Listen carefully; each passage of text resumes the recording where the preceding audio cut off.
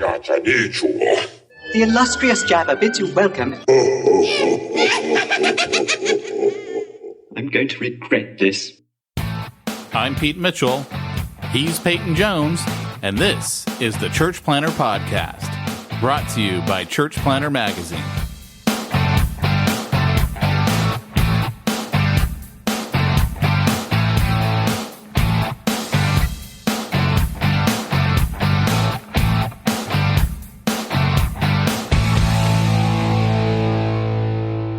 Visions of grandeur. All right. Hey, Church Planter, this is Pete Mitchell.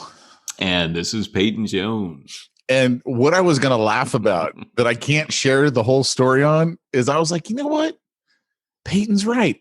I got to tell that other story on the From Concealment podcast. I can totally tell it on the From Concealment podcast. That's what, you know what, that's what I feel like that podcast really is it's like there's like this pressure release valve called the From Concealment podcast. And when you know I can't share that on the Church Planter podcast, as cool as our audience is, even Peyton's, I think that needs to go on the other one. That's just like it's a pressure release valve for you. I'm just saying, I was like, you know what? I'm thinking in my head, Dan will find that hilarious. Perfect. There we go. So everyone's got to, like, when you're listening to this podcast on iTunes, head on over to From Concealment, because that one comes out the day we record it. So that's the day this gets published. Just listen From Concealment. Listen to the new episode. And the Ministry Ninja. Hey, I gotta throw mine out there, right? Ministry Ninja podcast too, because it feels a little left out if you don't check it out. If you've never listened to Ministry Ninja podcast, that's where Barry, my whipping boy and multiple church plants, is on there, and Andrea, and I'm her whipping boy. So this is great. Come check it out. So I got a question for you. Have you heard the latest hubbub about, Prince Harry and what he had to say about the First Amendment? I've gone off news. Last week I was talking about the news, and all this week I've disciplined myself to not be on news, because it's actually been a rough week for me. I had to dig into my drywall, found a valve. I have found all the plumber I fired. I am finding I didn't know what I didn't know. I'm finding out this week what I didn't know. Good buddy of mine from my youth group, which has been funny. We've been talking, we'll come back to Harry, but we've been talking about all this crazy stuff that we used to do when we were kids, high schoolers. And this guy was, I think at like 16, 17, he was touring up and down in a punk band. We had like the most radical youth group on the planet. And they were like people, my wife was always like, I always wondered what was wrong with you guys. I couldn't believe you guys were actually Christians. And not because we were doing anything weird, but we were just all a bunch of messed up kids. Mm. And, but we would go right up to the line of where something wasn't sinful. Like, we'd be careful, like, we're not breaking the law here, but we're kicking out the jams big time. And, cause we were all kind of wild, and our youth pastor, we used to feel so sorry for him. And he was rad. Like, he was not in full-time ministry. He's a full-time furniture repairman. And, he had a bit of savvy about him. We interviewed him, and,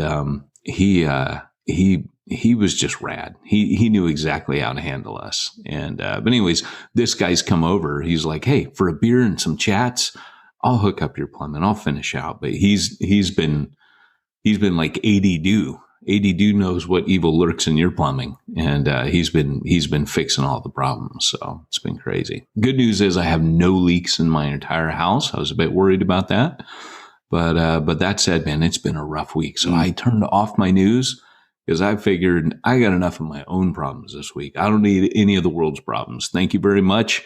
The doctor's out, right? Like Lucy on Charlie Brown. Doctor's not in this week. I'm out. So I guess what Prince Harry was saying is, because I don't really understand your First Amendment. Just what Megan's been explaining to me, but it's bonkers. I'm like thinking to myself, the First Amendment you think is bonkers? Like, I wonder, is that like, obviously, I was like, he's just messing up his amendments. Is he thinking about the Second Amendment? Because that I could see someone from the UK totally being like, that's a crazy amendment. Everyone has guns. That's absurd. But like freedom of speech, freedom of religion, is that a common thing in the UK? I know they don't have it. So stop and think about it for a second. Yeah, no, you definitely, it used to be in America that you used to be able to say just about anything. And now with cancel culture, that's changed. So even though our Constitution says one thing, this is, I would say it's an example of we are actually becoming more and more like Britain in the sense where there is another set of rules. This has long been the case in Britain, but also they don't have the First Amendment. No, they don't. So you can. They got people getting arrested for like liking tweets and for posting stuff on Facebook. So hate crimes. You would be labeled if you're, keep in mind, they have a long history of terrorism, right? Like the IRA, stuff like that. So for them, like you're allowed to dissent against the government and people regularly do. So to me, it's largely about interpretation. So I love the First Amendment. I think the First Amendment's awesome, but does it absolutely protect us? No. No, and that wasn't my point. I was just like, I wonder if coming from that society, like the thought of free speech, just seems pretty crazy to you. Well, because yes and no. Like he would agree with the dissent against the government. He would agree, as he's modeled by his own life, speaking out against authority. What he's saying is what we actually believe. What we say is the ideal. It's not how it works in reality. So picture you're in Britain and you don't have that ideal of the First Amendment. What you have is the reality of you can't say things that are labeled as hate crimes, right? Like you could not say. To me, that's a problem. That's a problem when you have someone who can label something as hate crime, because that's what we're starting to see in Canada. They're saying, but we have that here too. But we also have the protection, like. In Canada, they go, well, you can't speak out against homosexuality in the church because that's a hate crime. Right. I mean, they're not calling it hate crime, but that's basically what they're doing. And so they haven't messed with the church. No, they have. Absolutely. They have. In Britain, though. In Britain, I don't know. Yeah. You in Britain, they understand that there are, certain religious groups. I mean, but my point is that's why I find it a huge problem where someone else gets to label what a hate crime is. I think people don't realize, if not for Islam, the church probably long ago would have lost its ability to speak out on a lot of things. But it's Christians are considered soft targets. Muslims are not. So, the government doesn't want to take on Islam in Britain. So they don't go after the church over that issue. But the church is also careful, as they should be, about how they speak about those issues. I actually, I'm not a fan of cancel culture to a certain degree, but I also believe in accountability for what you say. And, I think that the fact that there's backlash for what people say is kind of cool. Like if someone says something racist, I'm glad they got to pay for it. I'm glad. I would say to a degree, the part where I would disagree is, literally when we're looking back 20 years at what someone said in college and they're, 20 years, it's like, that's ridiculous to me. Now you're literally trying to attack a person because people change over time. Like I look at our podcast over 8 years and my views have changed over time. Yeah. Like you can go back and listen to all those episodes and be like, well, even now, man, like there's a video intro that I have that for Church Planning Ninja, which I don't use anymore. But there's one where it's got like a kung fu noise in it. And recently with the people hating on Asians, I was like, I'm not going to use that anymore because although it was rad before like this wave of Asian hate, right now I hear it differently, and I don't mean anything by it. I love kung fu films. I think ninjas are rad, but I have to stop and go, okay, what, me, I mean, most of the time I don't give a rip. Like I've had people pick on me for stuff and I'll fight them on stuff, but on that, I'm like, you know what? I have people I care about that are Asian. The sensitivity is different because the behavior towards Asians has been different. And I'm now sensitive about this and I don't want in any way to contribute to any pain. And I think, like you said, you and I will look back on our own podcast differently. And there's been times I think, gosh, probably our old podcasts need to be edited. When we started, man, we laughed at everything under the sun, and in the last 8-9 years, people become so sensitive that there are two issues. There's the issue of like a Gen Xer, like get over yourself. And then there's the other issue of, well, also too, like racism is the hot topic. And now, like Gran Torino, right? The film where Clint Eastwood, right, he just bags. He almost makes fun of an ignorant. It's kind of what he's doing. He's making fun of an ignorant, old timer who just doesn't understand any cultural sensitivity. And he rips on everything. Now, I saw that in a theater I saw it in Westminster Garden Grove. And I was one of the few white people in the theater when I saw it. And they were dying because he's making fun of everybody in that movie. And it was hilarious. But today, could that film be made? Probably not. But because it wasn't like aimed at one specific person, and as a white guy, it was kind of making fun of himself of how ignorant he was. It worked, he was actually more of the joke. And, but you actually could make that because nowadays people would say, oh, we got to cancel Clint Eastwood for what he said in this movie rather than understanding the nuance of the film, which was to show a guy who was racist, and he was clearly racist. Right. He was, yeah. To then watch his journey where he gets to know, I think were they Cambodian or I don't even remember now. Yeah, all I remember is the car. Come on. And he changes completely to the point where he'll give his life. That, and I remember him going, he pulls out his finger and that's when he dies. Yeah, that was great. Wait, you didn't just say that he gave birth to himself to everyone who's not seen it. Dude, I'm telling you, I want to go back and rewatch that. I was explaining that movie on, I run this Detailer Inner Circle call with Jimbo. And I was telling him, like, oh, man, and the dude gives birth to himself.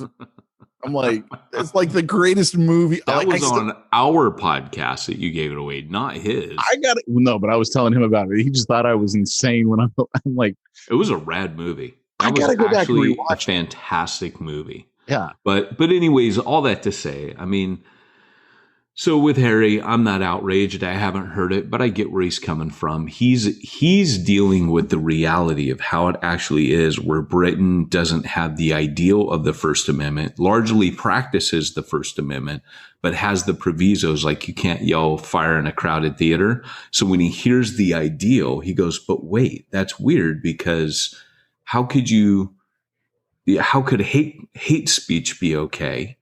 Whereas, and like here, we're actually finding that people there is a sense of retribution for hate speech. But there also is a sense of people are now creating things and calling things hate speech because you disagree with them. That's a big part of cancel culture. Oh, big time. Yeah.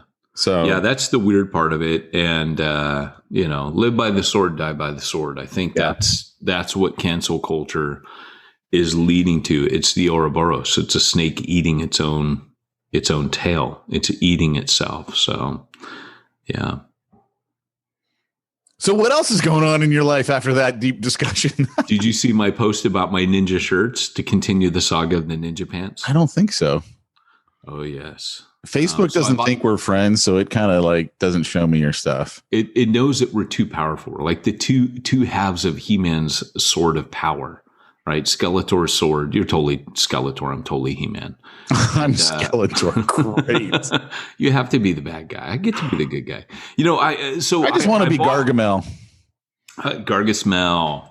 That was the best when you're kids and they go, "Garget smell," and they laugh at, how they'd mock him and tease him. That was pretty rad because I think all of us felt like the Smurfs growing up, and our teachers were totally Garget smell. That's how we felt. But yeah, so it's so funny because I got this package in the mail yesterday, and it's just funny at this age to watch my wife when I go, check out my new shirts, and I take them out of the package. So I've got the old like action figure picture of Snake Eyes. And then I've got like the old action figure picture on another shirt, because I bought two, of Storm Shadow, who's the bad ninja. And so she says I can't buy clothes off the internet anymore.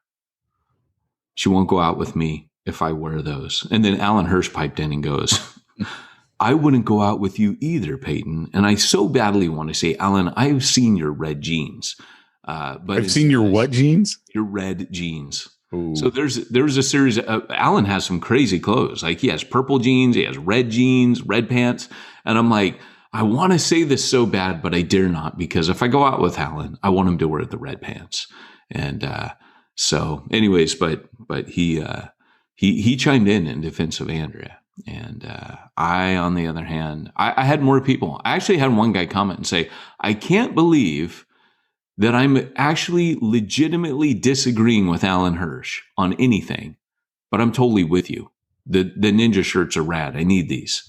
So anyways. Yeah, if Facebook would ever show me your stuff, then I would see that. But did you play with G.I. Joes as a kid? Dude, that's a bad memory for me. Look, I must have gotten every bad reject toy that had been returned by a parent, because I had the Jeep with the Joe, but it like no gun. Like it would just squeak and it wasn't straight. Oh, and it was like, always did that. So that Jeep, it wasn't. Everyone else's was great. Well, because someone WD-40'd the bottom of it, but that thing always squeaked. If you were raised by a single mom, which I was, and my best friend was, ours squeaked too. But like everyone else's dad would, it was like at the Pinewood Derby, the same pain would repeat every year. Like everyone else's dad would give him like the Mach 5, and you turn up with like chitty chitty bang bang. Yeah, here's just a block of wood, stick some wheels on it, and go. That's so true. The pain. So we should write a movie about a kid that suffers wounds from the Pinewood Derby, and he grows up and he goes too far. Dude, if you listened to the From Concealment podcast, yet another plug. You would hear Dan has a crazy good movie idea that he wants to produce. It's not as good as my movie idea, but go ahead. I got to remember it exactly. It's a youth pastor who's in the woods with his kids. He's been taking them camping, and then there's a bad guy who's out to get them and the kids, and the senior pastor, won't let him, become a senior pastor. He's kind of holding them down, kind of a thing. And all I remember is the bad guy is supposed to be played by Kirk Cameron.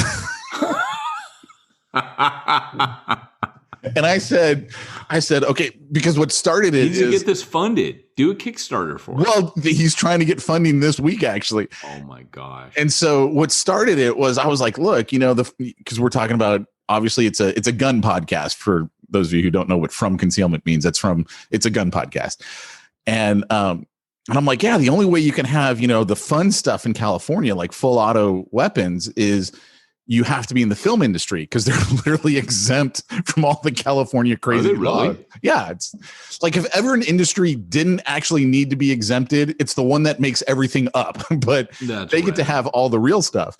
And so he's like, oh, dude, here's what we'll do. We'll do this movie so that way you can become, licensed, and then you'll use those firearms for the movie, and therefore you get to have the firearms in California. So that's what started it. So I go, okay, but here's the deal. I want to see the youth pastor has an assistant who totally doesn't know how to use guns at all. Nothing. Like, he can barely pick up a handgun, and I want that to be played by Keanu Reeves. So I think that would really make it perfect, since he's John Wick, and yet in this movie he's like, I don't know how to use a gun. Do we have a little person in it? Maybe the bad guy has an army of little people. Oh, dude. No, his whole crew. Now you're getting too close to my short story. I think you might be onto something. Oh, no, don't. See, I can't talk anymore because my short story needs to be made one day. Do you remember the video that Brandon sent us? Peyton Jones, do I get the job? It's the best. I treasure it. So, you know, speaking of all this nostalgia and stuff, Brandon Brooks sent me a couple of, I think it was maybe like 6 weeks ago.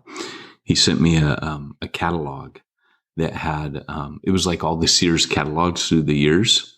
And you can go on and there's like a facsimile online and you can look through all the stuff you looked at in the Sears catalog. You remember that thing? I do, actually. And you can look at all of it and it's a facsimile. Like, it is so dang funny, dude. Like, because you got to go through online, like the suits, the menswear, all the stuff on there. The products, it's funny. It is like going back in a time machine, and it has all the toys too. So, like, I literally remember just ogling that thing, like Ralphie on Toy Story when he's looking through that window, at the Christmas display. Yeah. That was our version of that, and it was pretty rad. So, yeah, he sent me that. He said, dude, get ready to go down a rabbit hole for hours. And I might have spent a little too long on it. So, let's see. It's 10:30. By the way, I would just like to say that all the Facebook comments on our live stream of this are lit. Oh, are they? That's funny. Yeah. I haven't Steve Erickson goes into this whole thing about conspiracy theory, where the term comes from, how it was used in a book, how the New York Times is using it. Like, they're just off the chain. Well, it's definitely being used to gaslight people on almost any conservative right now. Is called a conspiracy theorist. Oh, yeah. Which is funny because I think we just came out of a few years of, the liberals talking about the conspiracy theory with Russian interference. So it's funny to me because, to me, we're just Americans. American equals conspiracy theorists. We love, like, all that tinfoil hat stuff with, like, the UFO stuff. I did see that this week, and that was funny to me. That's what I was going to say. The government's coming out. They're finally releasing all their UFO data. But see, here's the thing. It's the same old, the little silver shiny objects that we've seen forever that we are told is spacecraft. And I'm going to go out on a limb here, but there is no hangar with aliens in it. Obama kind of knocked that on its head. He came out and said, no, there's nothing like that. But there's a place they research this stuff and people do encounter things. But to me, I've got to think that is a natural phenomenon. Just because we're seeing something we don't understand. I don't know that it's natural. I think a lot of it is probably man-made, and they're just not disclosing what kind of ships they can create now, what kind of air vehicles they can create. Yeah, I mean, it may be that the guy in the Air Force is like, he's seeing something that's above his pay grade. But I am not thinking it is supernatural. I'm not thinking it is alien technology. Oh, I'm definitely not thinking it's alien. There's no way an alien would come to this planet. I'm sorry. I'm just thinking, what are they just going to zip around and never mess with us? No, it's to me, it is so funny how quickly people go to aliens on that stuff. And I think so. And these are the same people tell me they can't believe in a God, but they will just boom. They will drop their drawers in a second if they think something's an alien. And I mean, their intellectual drawers, like, just take their pants down right away. Like, it's an alien. Like, there's no forethought, no, hey, buy me some dinner first, convince me a little bit. It's just aliens. It's aliens. And you're like, okay, wait a second. So didn't you just lecture me about not being fooled, not being conned, and not believing something? Yeah, I don't buy it anymore. I can't take you serious. So, anyways, hey, now that I'm using inappropriate metaphors, let's go ahead and get into our topic. Great, Scott. It's time for this week's topic. Let's get down to the nitty-gritty. What was our topic again? Oh, we're talking the pros and cons of digital. Oh, church. That's right. Yeah. Digital church. So, well, Pete, what are your thoughts about digital church? I know you have them. Well, it's a complicated subject. I would say, I would say there's definitely a time and a place, but I would say if you replace your church with digital church, it's not really a church. And I would say that it definitely has benefits. I mean, there are a lot of people who can't go to church. During this whole pandemic, my parents haven't left the house. Literally. They left to go to the doctor and they left to get their COVID shots. That was like the first time they left their house. And so all they've done is digital church. And that's, where they were at. They were just like, hey, we don't want to die, so we're not going out. So I think there's a definite place for it. I mean, before the pandemic, there are a lot of people who were bedridden who couldn't leave. I mean, absolutely. Digital church is great for that. But I would say it's not real church. One of the things that you have talked about for years on this podcast is there's 3 things that you need to happen at church: for us to hear from God, for God to hear from us, and for us to hear from each other. And you kind of take away 2 of those in digital church. And that's why part of me just looks at it and goes, it's not a real church. Like if you're trying to replace your church or even just be like, hey, this is now the church that we're going to do, like so many do. I think it can be a great outreach tool. I think you can still reach people, but I don't think it's church. Yeah. Yeah. Just to give a little background, I've been really skeptical of digital. No joke, right? Like no secret here if you're new to this podcast. For that very reason. I mean, I was on a panel for Exponential Ventures, which is leaders who they gathered 120 leaders. Some of them were venture capitalists, some were church leaders, others were just kingdom-minded businessmen, and they had 20 people presenting on on some innovative thing they were going to do. And I enjoyed it. It was really cool to hear people really present. Now, I was on the panel. They offered to fly me out there, but travel's hard for me with my daughter. So I was the virtual guy in the room, so I had my little like mouthpieces. They'd be like, Peyton's not here. He's a virtual panelist, but he's asking this question. And so I would text these guys. They would present, and then they had the panelists, what they called the expert panelists. And then they would have. So you were just a panelist. You weren't the expert panelist. I was on the expert panel. Okay, you were on the. Okay, I thought they were trying to make a distinction there. Briscoe was on there. Bill Kokenauer was on there. Jeff Reed from Fidgetal was on there. And then I'm trying to remember who the other guy was. I don't know that I knew the other guy. Other guy, if you're listening and I just forgot, I'm sorry. Other guy. We'll just call you other guy. Other guy, sorry. So, but then there was a panel of 5 sharks, and like Ed Love was on there and a few other, and it was pretty fun because I think I belonged on the shark panel because I was more asking like the different. So like one guy presented like Roblox church, and right away I'm thinking, how you keep the pedos out, So that was and they did not disclose me for that one, but my thing. Like I had more sharky shirt. What is Roblox Church? I don't understand. So Roblox is kind of like Minecraft. It's like this big open world where people create their own games, and like my girls play it. And so it's the game, yeah. Because my son has told me about it. I don't know what it is, but yeah. So it's I'm just laughing at my daughters when we've created characters for them. But sometimes we will all play Roblox together on a weekend just for fun because that's what they want to do. And it's all kinds of lame Roblox. But apparently there's a bunch of churches in there. And this guy, he's interacting with like 50,000 kids. And it's youth led, but I mean, I have all kinds of concerns about that, as I think any parent would, like, hey, what's going on in there, but but also I'm not knocking it. Like, it may be a great way to reach young people. I'm not putting any judgment on it. And I want to be careful because when people are innovating in digital space right now, it's kind of like being an astronaut, except it's not cool, right? Like, an astronaut goes out into space and everybody thinks it's awesome, right? Like, being in space is not like being on Earth. Nobody criticizes an astronaut. The astronaut just gets like, wow, everybody else wants to be an astronaut. Well, the digital space guys are, they're trying to innovate and pioneer. So let me give a little bit of history of what's happened with me.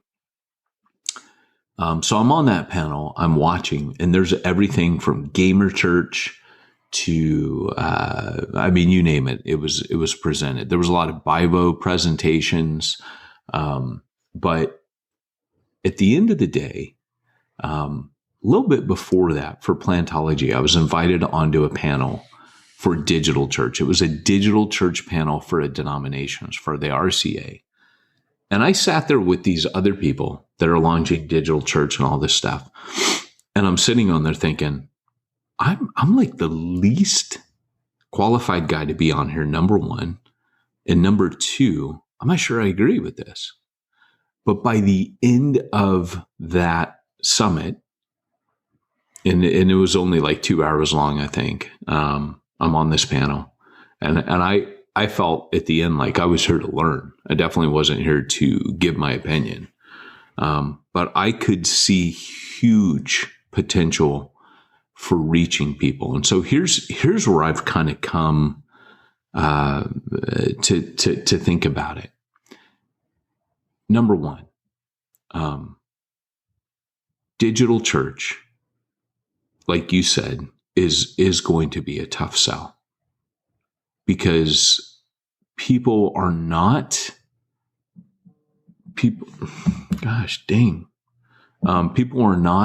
right now ready, I don't think, particularly in a pandemic, to say, hey, we're going to ditch all physical aspects of church. Like, for example, in the Roblox church, they talked about taking communion. People, another guy came and was saying, hey, we have avatars.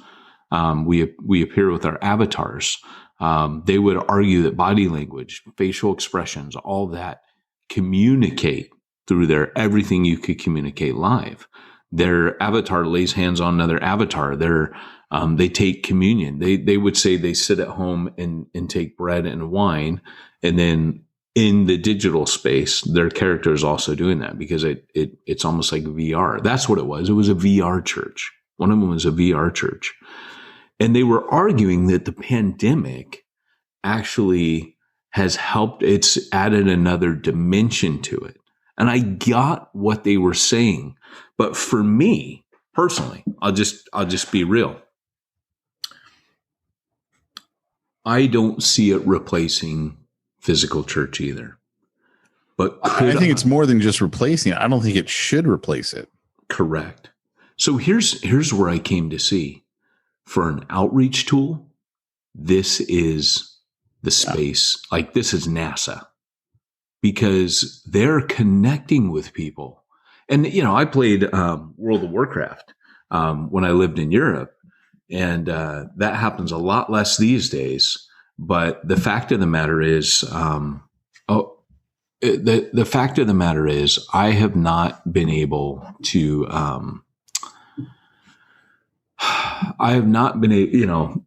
sorry, I'm getting this repeated phone call that's going to be problematic for me in a minute here. I got to deal with this real quick. It's your old plumber, isn't it? No, it's actually my, hold on one sec.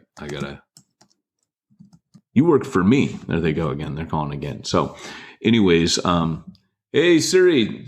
No, never mind. It's still ringing. So, now everyone's Siri just went off. What do you want? Send Peyton $50. So there we go. So anyways, so for me, like, this is the space, the final frontier, right? If you're in the digital world, For me, as I said on that panel, I agree with you. Like, I can't bring myself to think this is going to be church, the new form of church. I just can't get there. I think that there are things like sitting in a circle, face to face, group dynamics that when I'm on a digital avatar, it cannot replace. And I know there'd be advocates, and I still need to fully hear their arguments, but I can't. For years now, the incarnational people have been selling us, hey, incarnate. That even sitting in a room with, thousands of other people, they've been saying that's not it. You need to be in a small group. You need to be incarnational. You need to be known, seen, heard, felt. Like, all these things are important. All of the tactile expressions of humanity need to be. That's what the incarnation was, right? If God spoke through his avatars, the prophets, it's kind of the argument of Hebrews, but in these last days, God sent his son, right? That is the theology of the incarnation, that God himself came, that it wasn't good enough to be speaking through prophets, which, let's be honest, that's like an avatar, right? God is speaking through somebody else. He wanted to come himself. So I think there's a lot of incarnational theology that perhaps maybe covers the weakness of the digital approach. But I see it as a tier 1 and tier 2. So when you come onto my property, you are in my front yard, right? But you're not in my house yet. So a tier 1, tier 2 style of evangelism, we've talked about this. I am now beginning to see the digital space as an incredibly powerful tier 1 that I've been neglecting, to be honest. Like, I could turn around right now. Like, I work for Through the Word, which, dude, we're like over 200,000 daily listens through this Bible app, and we're growing. Like, if we could just get 10% of that for this podcast, we'd be lit, right? But here's the amazing thing is, like, every day we're building a discipleship tool through it right now that's just going to be epic, and it's going to go global. But it literally, to me, is this amazing. Like, I'm rethinking, like, Lord, I don't. Like, I could literally, it's what an evangelist does. You're just reaching tons and tons of people. Can a shepherd function digital? For sure. So when I was playing the MMO, before I got interrupted here, I was starting to share in Europe. I played World of Warcraft, and I was in a European guild. A guild is like a group that decides, hey, we'll go do a dungeon or a raid or whatever. And it's a bunch of people, and there could be hundreds, could be thousands in your guild. And I remember when it came out that I was a pastor, the guild master, so geeky. I know I'm a total nerd and proud, but, he was like, hey man, you're a minister. So-and-so just texted me, because you start forming like strong community. He's like, hey, I know you're a pastor. Can you talk to this guy over here? Now, this guy would never, ever go to church, but he'll talk to me about being suicidal. And so I kind of became like the unofficial chaplain for this guild. And that's what the guy, the guild master would say, well, Jonesy's our chaplain here. If you got any problems, go talk to him. And that was how I functioned and served. I'd go kill snowbolts, and then I'd also share the gospel, and I would build these rad relationships. I understood 10 words in that analogy. Snowbolts don't exist. I made those up. Okay. But there is something called a kobold, but it's just funnier for me to make up words. But the amazing grasp on TikTok and, Instagram, all these different things, Snapchat, people that are on there that, there's the whole idea of being an influencer nowadays. And to me, I think that's lame as a minister. Wanting to be an influencer for yourself is just about the stupidest, lamest thing but to be an influencer for Christ, to be someone on there who harnesses that for evangelism, becomes a presence on one of these platforms to talk to people that are just searching. I'm beginning to really open up to that and really think about that. And I'm probably way late to that party, because it's not like I've never thought about this before, but I'm starting to see, as people have donned their astronaut suits and jumped out there, people have done it. People have really started to go out and explore and check it out and chart new regions. And I'm like, man, this is awesome. This is exciting to me because there's no limits on this. I mean, we saw Bonehead get up there a few months back and, say Jesus was a racist and he got, corrected. There was a guy on TikTok. He's, I think he was somebody's, youth pastor, but he got on there and he was trying to say how like the Phoenician woman corrected Jesus, and his racism and it was ridiculous. So with all of this, what the reformers understood was as soon as you open up the word of God as a tool to the masses, you also open up a world of heresy. And that was, the Catholic Church thing was we have to protect doctrine. So we're not going to give the scripture to everybody because they understood. The reformers said, we got to take that risk. They understood the risk, but they negotiated the risk and they embraced it and said, well, that's what we're here for. So, as many boneheads as you're going to have on there spreading heresy, you're also going to have people up there sharing the true gospel. And so there's just a world of opportunity, but will it replace? And this is going back to that panel. One of the things that became really interesting to me was there was a guy on there and he said, to me, and he was this kind of middle road. He talked about all the ways that they were innovating in that space. But he said, I see myself in the ministry that I do, because he was an influencer in digital spaces. He said, I see myself, because he was also a pastor. I see myself as the link between the two worlds, because everything we do in digital space has a connection to a church on the ground. Our goal is always to move people into a local church. And I felt like he had a real good balance. And again, the more I'm listening to people that are innovating, and I'm not the expert on this by any means, the more I'm listening to people, I'm going, okay, there is a neglected world here. It's not an either or. This could be a both and. Digital church, perhaps, is maybe not a good way to put it. Right. Even though I'm working with someone who is launching a digital church, it'll be interesting to kind of track with him and see what he learns and because he read church plantology and said to me, hey, I'm not sure. I'm convinced by everything you're saying in church plantology. I'm just not convinced it fits my model of what I'm doing. And I want to talk to you about that and explore that with you and see, does it Cha-ching. Thank you, sir. I missed that opportunity.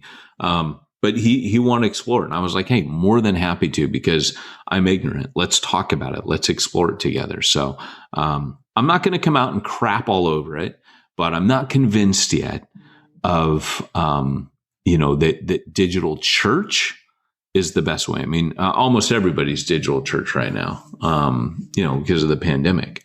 But does it have major weaknesses and flaws? Yes. And limitations. But does it have enormous potential? More potential right now, I think, than I ever thought before. Like, that's super exciting to me, is how we can start really influencing the world through digital space. How do you put all of your audios from your sermons on your website? If digital church, I mean, we're not going to be sending people to YouTube. We're not going to be sending them to Facebook. Well, my friend, I'm trying to set you up. Can you pick up what I'm throwing down? Yeah. Well, I use something called Sermon Boss, Pete. And Sermon Boss. SermonBoss.com. Sermon Boss, Pete, is a place that helps me keep all of my sermons, my podcasts, everything all on my webpage. In other words, when people come to my webpage, normally it's like Cape Canaveral, right? They hop on a rocket and they shoot over to YouTube, or they shoot over to wherever my podcast is. But Sermon Boss helps you keep everything on your page, Pete. SermonBoss.com. Head on over there today and tell them Pete and Peyton sent you. And while you're doing all that while you're doing all that sermon bossing around, you need, Pete, to go to Simplify Church, because once Sermon Boss has bossed your sermons, you need to simplify your church, dang it. And you can only do that by going to simplifychurch.com. Love it. I love it.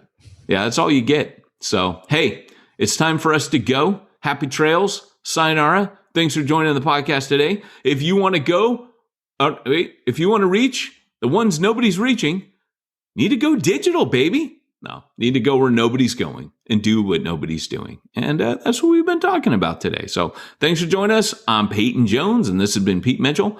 And hey, share, like, subscribe. We never tell you to do that stuff. So, but do it. Wouldn't hurt. And what's that one? Patreon, and give you a Patreon, or we don't have a Patreon. I know. We should have one of those. Why? So we could look at it and no one wants to give us money.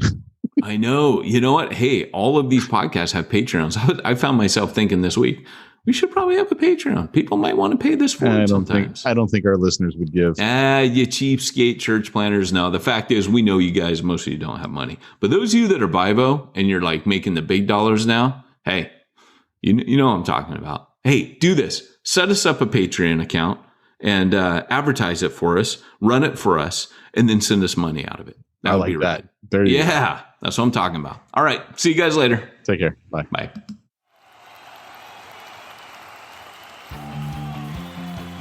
Thanks for joining us for another weekly episode of the Church Planner Podcast with Pete Mitchell and Peyton Jones.